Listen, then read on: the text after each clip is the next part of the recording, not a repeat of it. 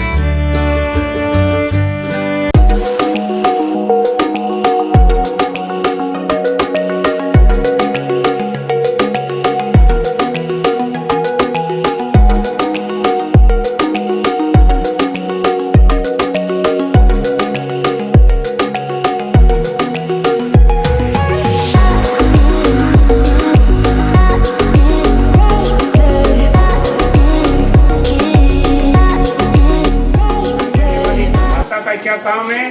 माँ अपने बच्चों को पालन पोषण करके बड़ा करती है।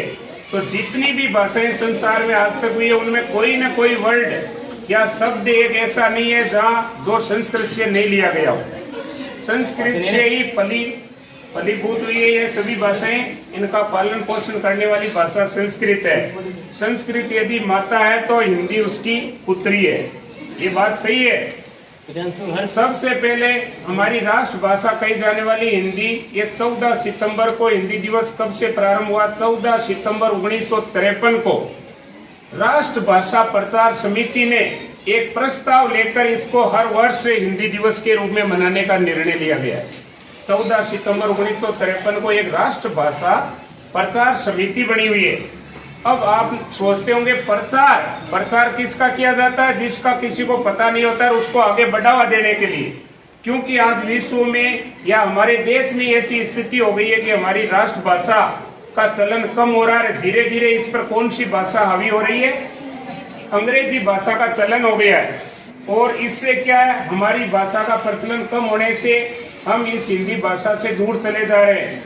तो हिंदी दिवस मनाने का मूल उद्देश्य क्या है कि हमारी मातृभाषा के प्रति आपका प्रेम जागृत रहे, इसके प्रति आपकी रुचि बढ़ती रहे।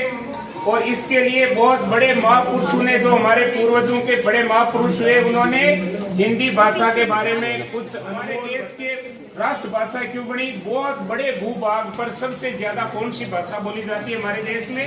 हिंदी।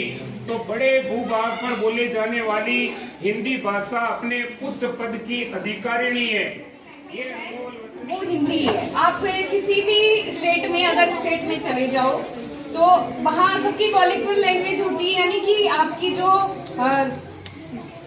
रीजनल लैंग्वेज होती है, जिसमें आप जैसे मारवाड़ी है ना, आप हमारे यहाँ पे मारवाड़ी बोली जाती है, अदर स्टेट में दूसरी लैंग्वेज बोली जाती है। तो लेकिन कम्युनिकेशन, मेन जो कम्युनिकेशन का सोर्स है, जो संवाद का सोर्स है, स्रोत है, जिसके थ्रू हम एक दूसरे से कनेक्ट हो सके, वो क्या है? हिंदी।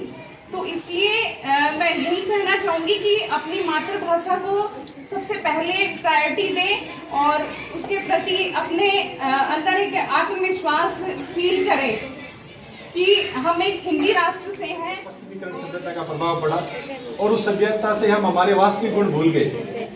जिस प्रकार कहते हैं कि जब बजरंगबली छोटे थे, हनुमान जी, उनको एक शराब दिया तो वो अपने गुण भूल गए, बाद में उनको अपने गुणों को याद दिलाना पड़ा। वैसे आज आपके हमारे भारत के साथ ऐसे हो गया है। हमारी वास्तविक भाषा हिंदी थी, आज जब हिंदी भाषा को तो भूल रहे हैं और अलग अलग भाषा, जैसे आपका अंग्रेजी माध्यम में शिक्षा का हो रहा है, वैसे भारत में पता नहीं कितनी भाषाओं में शिक्षा दी जाती है। जैसे आप गुजरात में जाओगे तो गुजराती में शिक्षा दी जाती है, कहीं अलग। और दूसरे के गुणों को विश्वास करने की ज़्यादा बिलीव करते हैं। जैसे अपन मारवाड़ी में कहावत है कि खुद की ताली में ज़्यादा दिखाई देता है कम और दूसरे की ज़्यादा दिखाई देता है, वो हमारी स्थिति है। जबकि आप संपूर्ण विषय का एक आकलन करके देखोगे, अभिमानी भाषाओं के शीर्ष पे बैठी मेरी प्यारी हिंदी भाषा। हिंदी हमारे गौरव की भाषा है। हिंदी ने हमें एक नई पहचान दी है। यह पूरे विश्व में बोले जाने वाली प्रमुख भाषाओं में से एक है। हिंदी भाषा पूरे विश्व में सबसे अधिक बोले जाने वाली भाषाओं में से तीसरे स्थान पर है। इसे भारतीय संस्कृति और संस्कारों का प्रतीक माना जाता है।